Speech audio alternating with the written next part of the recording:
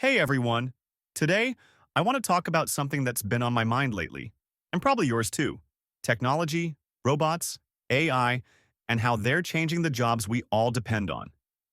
It seems like everywhere you look, automation and artificial intelligence are popping up, right? But what does this mean for our jobs, our livelihoods, and our future? Let's unpack this together. Marco Vivarelli and Guillermo Arenas.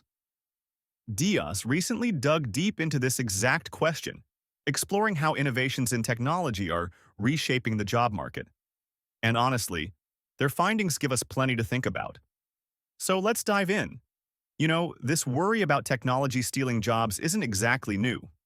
In fact, it started all the way back with the first industrial revolution.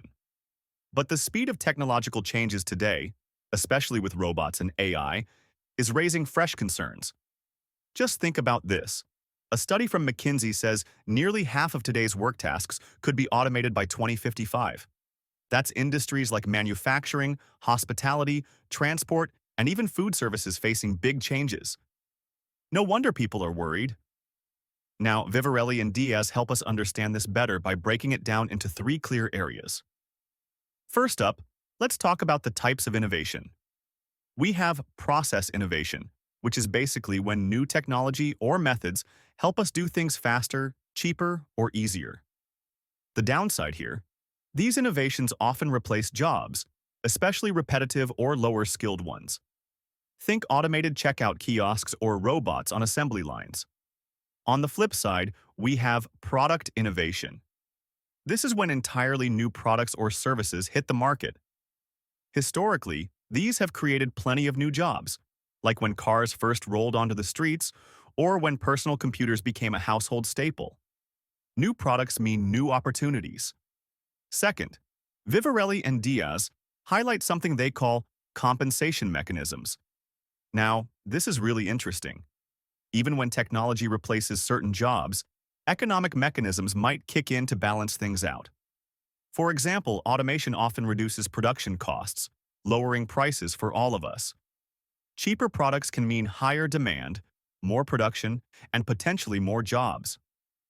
Also, businesses making extra profits from technology might invest in new areas, again creating fresh employment opportunities.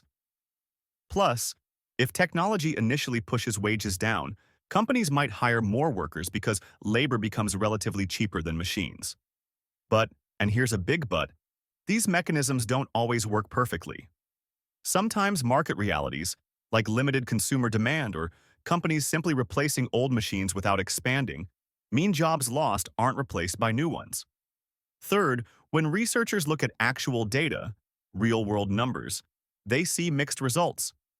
Generally, product innovations seem to boost job numbers, especially in tech-driven industries. But process innovations, like introducing robots in factories, tend to hurt employment, especially among low-skilled workers. Interestingly, while robots might negatively impact lower-skilled positions broadly, some individual companies benefit from robotics. If a company effectively uses robots to become more competitive, it might grow, expand market share, and actually hire more people overall. It's complicated, right? So what's the takeaway here? Vivarelli and Diaz emphasize the importance of balanced and proactive policies. For example, supporting research and innovative startups can create new job opportunities and economic growth. Also, active labor policies, like retraining programs and strong social safety nets, can really help workers adapt when their old jobs disappear. Moreover, ensuring fair competition with solid antitrust policies can prevent a small number of big companies from monopolizing automation benefits, ensuring these gains are widely shared. Ultimately, technology's impact on employment isn't set in stone. It depends heavily on how we, as a society, choose to respond.